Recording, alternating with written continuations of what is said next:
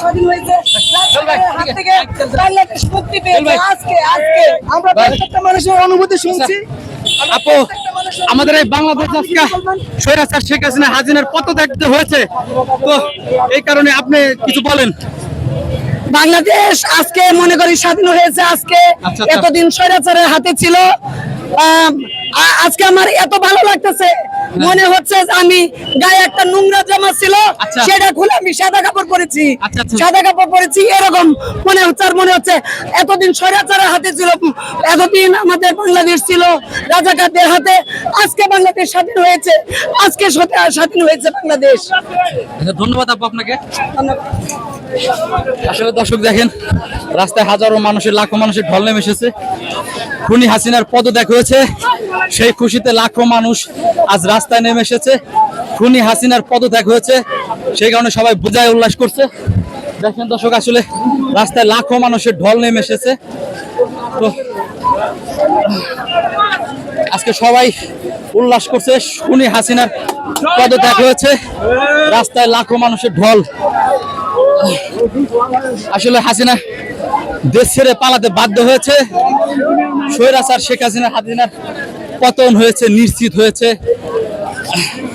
আপনারা লাইভটা সবার সাথে শেয়ার করুন। ভাই ভাই, শেখ হাসিনার পদত্যাগ হয়েছে। ভাই আপনার কিছু বলা থাকলে আপনি বলতে পারেন। ভাই ভাই বলেন, ভাই আপনি কোনো কিছু বলেন। ভাই ভাই বলেন। ভাই, আমাদের 18 কোটি মানুষের একটাই বলার দাবি, আমরা যেন এই আনন্দ মুখরিত অবস্থানে আমরা যেন সবকিছু ভুলে না যাই। আমরা চাই যে আমাদের ভাইদের যারা মানে এইভাবে হত্যা করা হয়েছে, তাদের প্রত্যেকের আমরা আইনের আওতায় এনে বিচারের দাবি জানাচ্ছি, এবং এটা আন্তর্জাতিকভাবে যেন আমাদের এই বিচারের দাবিগুলো পূরণ করা হয়। সেই জন্য আমরা গণমাধ্যম কর্মী সহ জাতিসংঘের কাছে আমরা বিচার চাই, এবং নতুনভাবে যে স্বাধীন দেশে রাষ্ট্রনায়ক, যারা রাষ্ট্রনায়কের যে দায়িত্ব পালন করবে, তার কাছেও আমরা আগামীতে আমরা বিচারের দাবি জানাচ্ছি। ধন্যবাদ ভাইয়া। ধন্যবাদ আপনাকে ভাইয়া। প্রিয় দর্শক, আসলে সাধারণ জনগণের যে আকুতি মিনতি ছিল, তারা এক একজনের বক্তব্য দিয়ে তারা সেই ভাষাটি প্রকাশ করছে। আসলে তাদের ভিতরে যে অনেক দিনের আকাঙ্ক্ষা ছিল।